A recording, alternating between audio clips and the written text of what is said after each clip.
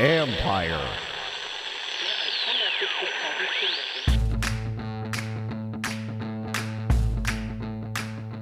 Hello and welcome to my podcast. Do me a favor, subscribe to the John Comm Report wherever you get your podcast. You're watching on YouTube, hit that like button, hit that subscribe button. You can find us there as part of Empire Media. That's A-M-P-I-R-E. Always much appreciated when you tune in. And don't forget, you can read my work on ESPN.com. Up now, I have a story on Jayden Daniels, the first impression by Jayden Daniels. Please note, there's a long way to go in this, folks. So yes, it was a very positive first impression, but there's still a long ways to go. Anyways, also up now is a story on the Commanders reaching a $1.3 million settlement with the Virginia Attorney General's office regarding the unrefunded, or the way the unrefunded security deposits were handled under previous owner Dan Snyder. That the Commanders will pay $600,000 to people who are owed security deposits, and if they can't find them, they can't track them down, you put them into a certain fund. They also owe the state $600K. And then another $100K for costs. So anyways, that's up on ESPN.com right now. A throwback to the Dan Snyder era. Hopefully it's one of the last ones we have to deal with. Anyways, today I'm joined by Matt Barrows from The Athletic, covers the 49ers, going to fill us in on Brandon Aiyuk. Is he really a possibility? Hey, he talked to Jayden Daniels. They're best friends. And he's upset with the 49ers. What's going to happen? We talked to Matt about that. Like, listen, weird things happen in the league. We'll let Matt fill you in on what's going on here because he gives good insight and he knows the situation very well. And he knows all the parties very well. And he's seen this happen with the 49ers a few times over the last few years. So Matt fills us in on that. Would they actually trade him? Would they entertain a trade? What would it take to get them to that point? Anyways, Matt will fill us in, and then also ask him about Adam Peters because he covered Adam Peters. So stay tuned to that for a minute. And just before we get there, a couple little programming notes. I will be taking vacation soon, but I'm going to have a bunch of podcasts ready to go every week, a couple each week. I will be I already recorded a couple, one of which is with Ryan Porter, who was a coach who has worked with Jayden Daniels since he was 10 years old, knows him as well as anybody as far as from a coaching perspective. So especially as a quarterbacks coach, I know he works with others now too, but he continues to communicate with Porter, and he's one of a couple people that he texts or calls before every game. So there's a good relationship there. He knows Daniels very, very well. So I'm going to play that one on Monday. We'll have other interviews for you throughout, and just some quick practice shorts as well on the Empire Media YouTube page. So check those all out. But I'm going to be taking care of you guys over the next couple of weeks. Not as many podcasts, but I will be taking care of you because there's still stuff to talk about. Go around the NFC East, for example, and talk to reporters there. What's up with the Cowboys? How do things look? Et cetera, et cetera, et cetera. Anyways, enough with that. You want to know about Brandon Aiyuk? So here's my conversation with The Athletic's Matt Barrows. And you can follow him on Twitter at Matt Barrows, Barrows. Will Jayden Daniels climb to the top of the NFC East? Will the Commanders zip past the competition? We'll have to wait until the season starts to see, but you can get a head start on the competition this summer at the Adventure Park at Sandy Spring. Named the #1 aerial adventure park in North America by USA Today, the country's largest ropes course and zipline park is now open 7 days a week. Located in the heart of Montgomery County, Maryland, the Adventure Park offers climbing, ziplining, axe throwing, food, and more. Experience adventure day or night with your family, or leave the kids at home for one of the exclusive Keep It Lit adult-only events. These summer date nights are perfect, featuring glow lights, music, fire pits, and endless adventure. With challenges anywhere from beginner to expert, there is something for all skill levels. Not looking to scramble through the trees? Keep your feet planted in the pocket and throw a perfect spiral at axe throwing. You can throw at traditional targets or play any number of interactive games. You can even upload your own image. Anytime you're thinking about reaching new heights, make sure you know before you go. The Adventure Park at Sandy Spring is the only ACCT accredited park in Maryland or Virginia. So there you have it, folks. The best climbing, ziplining, and axe throwing in the country right here in the DMV. Reserve your adventure today at www.theadventurepark.com/kind. Well, Matt, first of all, thanks for coming on. Secondly, a topic that you're well aware of, there's a Brandon Aiyuk and talking to Jayden Daniels and all that. First of all, what did you make of that little snippet that I guess was on TikTok? I think it was, right? Was it TikTok? It was on TikTok. Okay. I don't really follow TikTok, but Me luckily neither. for us old guys that Yeah. it gets recycled enough that we eventually will see Right, these right. things. And I frankly didn't think much of it because he's been doing stuff like that since the off season began. The off season for him began with a very tearful sort of locker room cleanout day where he was in tears and said he wasn't sure if he was going to come back, which I thought was a little odd at that point because I thought it was clear that the 49ers wanted him back because he has such a strong rapport with Brock Purdy, who they clearly want back. So if you want Purdy to be good and effective, over the next few years, you want his favorite receiver there too. So, I mean, I sort of sloughed that off as, okay, here we go. We're getting into negotiation season. And we just seen this with Debo Samuel in 2022. Very, very dramatic, unfollows the team from Twitter, wants to be traded, all sorts of, social media snippets, just expressing his displeasure. So, to me, it's an extension of that. Um, in March, I was on with Pittsburgh area reporters because Ayuk sent out a tweet to Mike Tomlin saying, "Hey, Mike, people say we look like twins. Do you think that's true?" And so that was kind of twisted into the 49ers are trading the Brandon Aiyuk to the Steelers. It's clear that he's being traded to the Steelers. So I sort of liken that to all of this Commanders stuff. The difference being that the Commanders are now, headed up by someone who drafted Brandon Aiyuk in Adam Peters. So that connection makes it a little bit more juicy, I would say, than perhaps the Pittsburgh one in March and some other ones that have come up since then. So, but how would you read like the 49ers? I mean, he's got another year left on his contract. So he's, they don't have to trade him. So how do you read it from their perspective, their desire to bring him back? Oh, To I have him think and to that, have him long term. yeah, no, I think they want that for sure.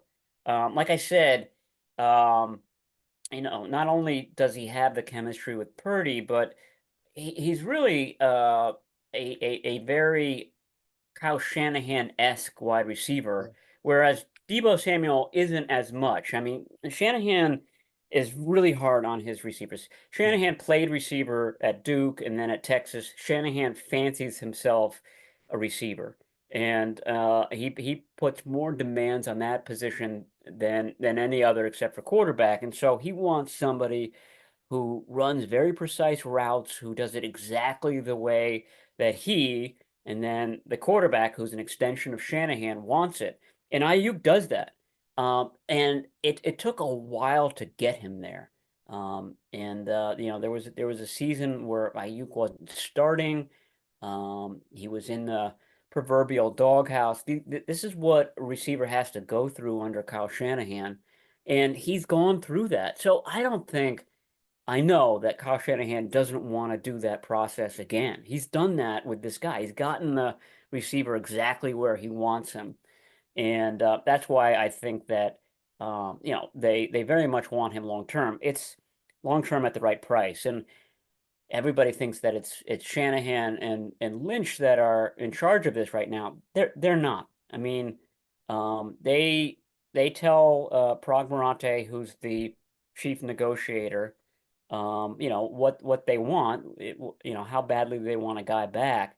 But it's Prog Morante and Jed York who are in control of the purse strings and who are doing all the negotiating. So, which is good because when the guy finally signs, you don't want bitterness between him and the head coach or him and the GM, and they don't have that.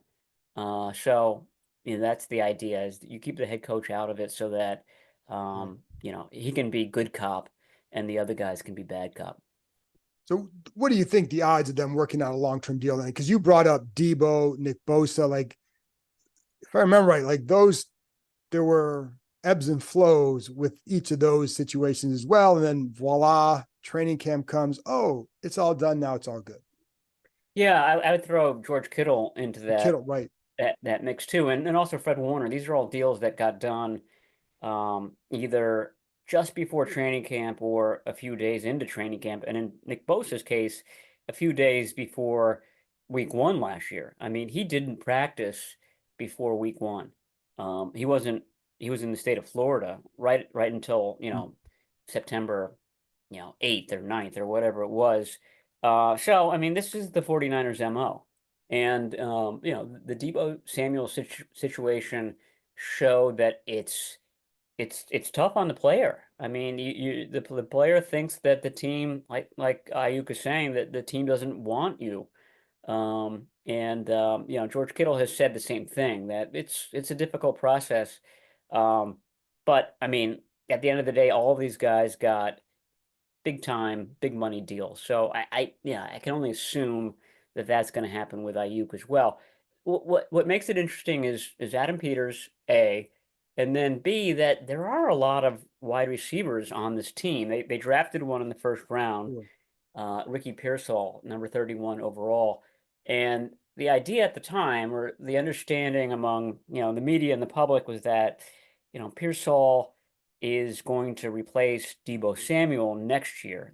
He has an out in his contract that allows the 49ers to get out of that deal that he signed a few years ago. But I mean, if things got really contentious with Ayuk, you could conclude that Ayuk would be the odd man out of that mix. Considering where the 49ers are at with their program, like they're a team that's built to win a Super Bowl right now. What's the likelihood that they would actually legitimately entertain a trade with one of their better players? I mean, I think it would have to get very contentious for that to happen. He's under contract. As you know, they are in a Super Bowl year. He's their best receiver. He has a good synthesis with Brock Purdy. I mean, you want him on the field and you want him out there. You want him working with Brock Purdy right now or once training camp starts. So, like I said, I mean, I think they'd have to be blown away, and I think it would have to get really contentious, which is why I think Ayuk is kind of, um, squeaky wheel getting the grease right now. I mean, he's trying to make this as difficult on the 49ers as possible. So that's how I read sort of the social media cryptic messages that he's been, like I A couple said, of it's them. been happening since early March.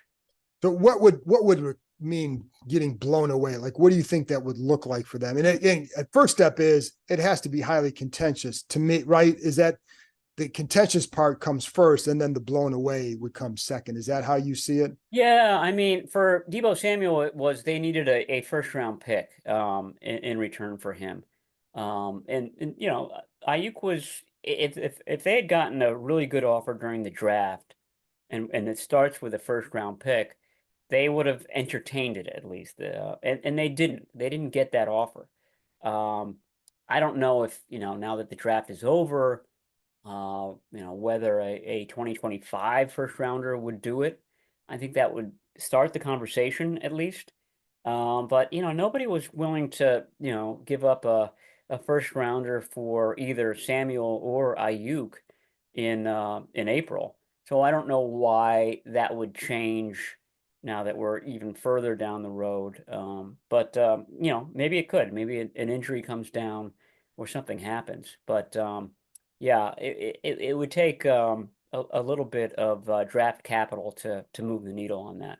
My understanding has always been just like in reading you and talking to Nick Wagner, whatever, that if anybody goes, and you kind of brought it up, that it would be eventually Debo more so than IU. And which is, I guess you kind of just said that too, but is that Yeah, and it goes back to what I was just describing about the type of receiver that right? Ayuk is, a very precise route runner. He's got speed.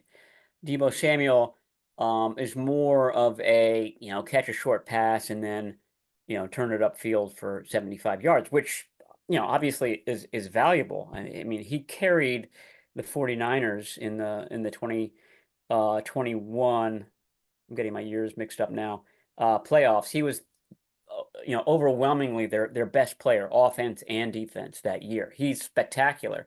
But the question is, how long can he keep that up? Is he Right. slowing down? He's had a bit of a weight issue, and that affects his effectiveness. Whereas, like I said, Ayuk is more a dyed in the wool wide receiver. Debo Samuel is more of a receiver slash running back, jack of all trades, which is a great compliment to the Ayuk. But if you're going to have one, you would rather have the Ayuk guy because, like I said earlier, it takes Shanahan a long time to develop that guy. Where do you think they're comfortable at paying him, Ayuk? I think they made an offer at 26 million a year, and I think Ayuk and his people rejected that, don't like that. And I'm not sure whether there's been any real negotiation since then. So just to get your listeners up to speed, 26 is a huge number. John and I would love 26 million, but Athletics not paying you that much yet?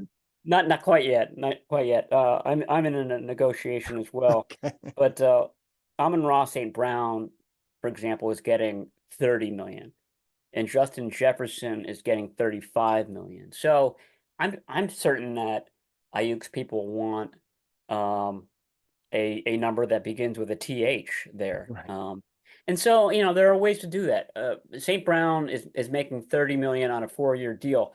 That fourth year of the deal really inflates it. And really the first 3 years are a $28 million Mm. deal. And I feel like that's where this is eventually going to end up. It'll, on the day that it comes out, it's going to be Brandon Aiyuk, gets a X-year deal that's worth $30 million a year.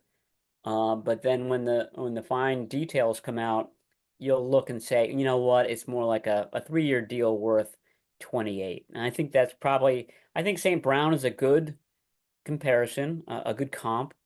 I don't think anybody thinks that Ayuk is Justin Jefferson. So to me, that's where it should come out, and probably where it will come out on August 3rd or whenever. I got one more question on that. Then I want to ask you about Adam Peters really quick too. But so your expectation would be that they eventually get a deal done.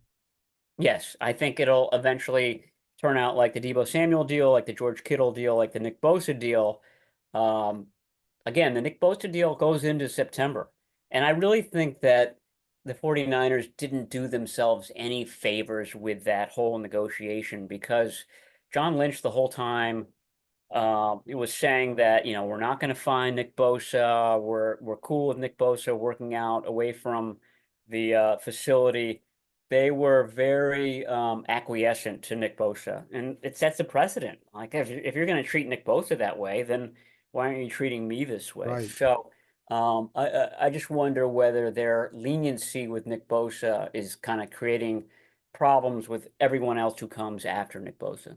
So from afar, and I know, you grew up following this franchise here from afar, and Adam Peters. How much have you paid attention to what they've done the offseason and any thoughts on his approach and what you've seen them do here compared to what the Niners did when they started out there with this group? Yeah, I mean, I thought he hit it out of the park. I, I haven't really paid that much attention to the Commanders draft, but the names that I was seeing being picked were names that I had researched. I'd done a big story on Luke McCaffrey, for Mm. example. Um, and I will tell you that I talked to Adam Peters for that story, and I talked to him at the combine, and he made it sound like, oh, Luke McCaffrey, oh yeah, right, he's at Rice, and he ends up drafting him. So I think that he was playing possum a little bit with that one. But yeah, I mean, I can't name you the Commanders draft class, but I remember being impressed by it. And I think that Adam Peters' real um, strength when he was with the 49ers, because he was running the draft. I mean, remember, this is a team that hired John Lynch out of the broadcast booth. Right. So Lynch really needed somebody that knew the nuts and bolts of everything, especially the draft. And it was Peters who was running the draft. He was doing a lot of the operational stuff. And I thought Peters did a great job over the years of really creating synthesis between the scouting staff and the coaching staff. I imagine that he's doing the same thing there in Washington. And I think that's a really, really important thing. Everybody getting along, but getting buy-in from the coaches about the people that are being drafted is so important to development. And the 49ers have done a good job drafting. They've done a better job in the later rounds than they have in the early rounds. But um, uh, the fact that those late round picks hit pretty consistently, I think, underscores the relationship between coaching and front office. And that really goes toward Peters and to John Lynch quite a bit. And then last thing too, so again, he came in there with the Shanahan Lynch group in You're right. 17. So what was their approach to getting that program turned around? And I don't know, like, again, from afar, I don't know if you see any similarities, but what was that approach? And I know he wasn't the top decision maker, but he does have a role in that. Yeah, no, for sure. I mean, the very broad approach was D-line and quarterback. Those were the two positions that the 49ers were going to concentrate on. And a lot of that stems from Lynch and Shanahan being on the same page. And, back then the 49ers thought that they were going to get Kirk Cousins as the quarterback in 18. And then they traded for Jimmy Garoppolo. Garoppolo goes 5-0, and then he becomes the quarterback of the future.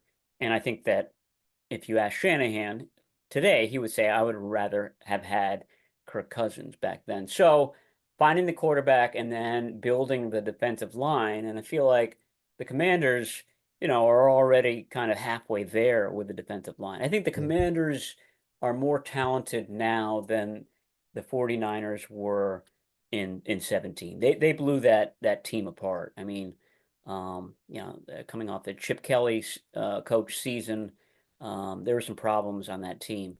And so, it's a little ironic. Their first two picks were Solomon Thomas, did not work out, and Reuben Foster, as you know, did not work out. And somehow they survived that, and they survived that because some of the other players that they took later in the draft, George Kittle, 5th round, for example, have turned out to be really good.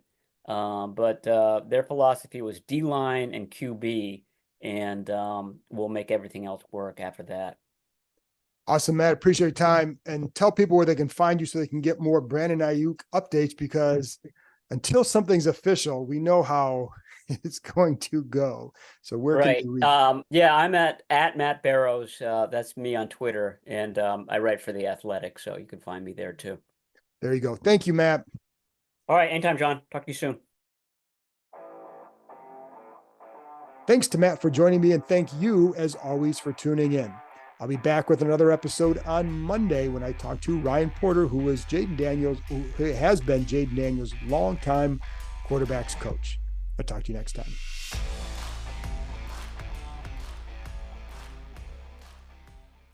If your job at a healthcare facility includes disinfecting against viruses, you know prevention is the best medicine, and maintaining healthy spaces starts with a healthy cleaning routine. Grainger's world-class supply chain helps ensure you have the quality products you need when you need them, from disinfectants and cleaning supplies to personal protective equipment, so you can help deliver a clean bill of health. Call 1-800-GRAINGER, click Grainger.com, or just stop by. Grainger, for the ones who get it done.